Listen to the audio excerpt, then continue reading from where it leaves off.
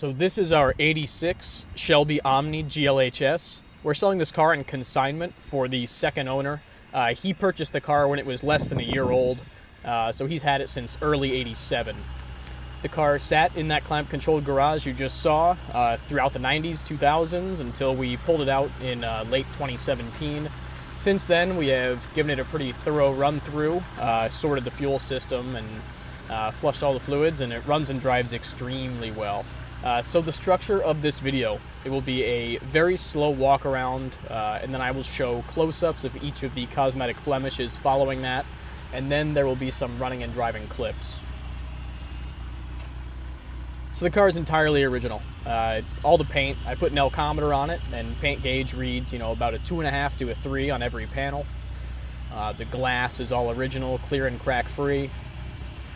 Wheels are excellent, no curb rash or any damage whatsoever. The tires are brand new. We took the originals off. They had some pretty serious flat spots on them. As this was the GLHS, it's turboed. About 175 horsepower, 170 foot-pounds. Driven to the front wheels through a 5-speed. Tons of fun to drive. Pretty serious turbo lag, which is a lot of fun to play with. Loud induction noise.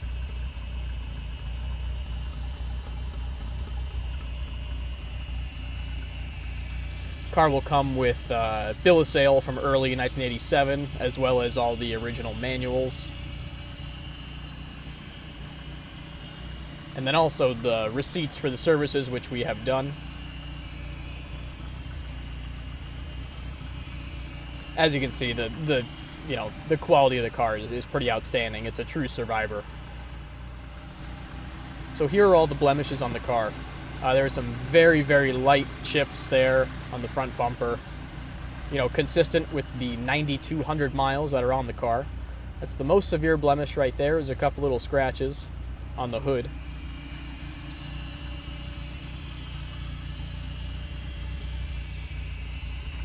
And then there is a tiny little chip there on the wheel well.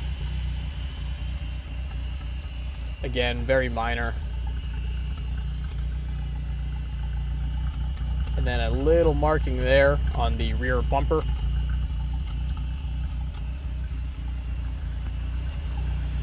There are two very small PDR-able dings on that rear door.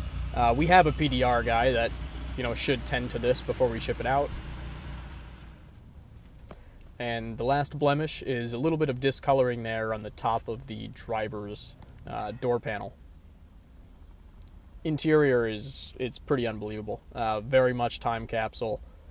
Absolutely looks like a 9,000 mile car that's been in climate controlled storage. The dash is perfect. The air conditioning blows ice cold and remains on R12 refrigerant. The seats show no blemishes or tears. Even the driver outer bolster is perfect.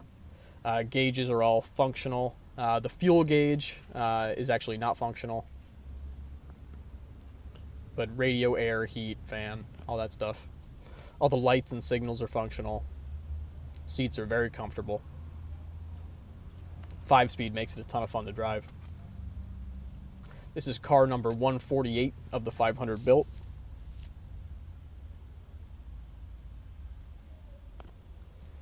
The underbody is just about perfect.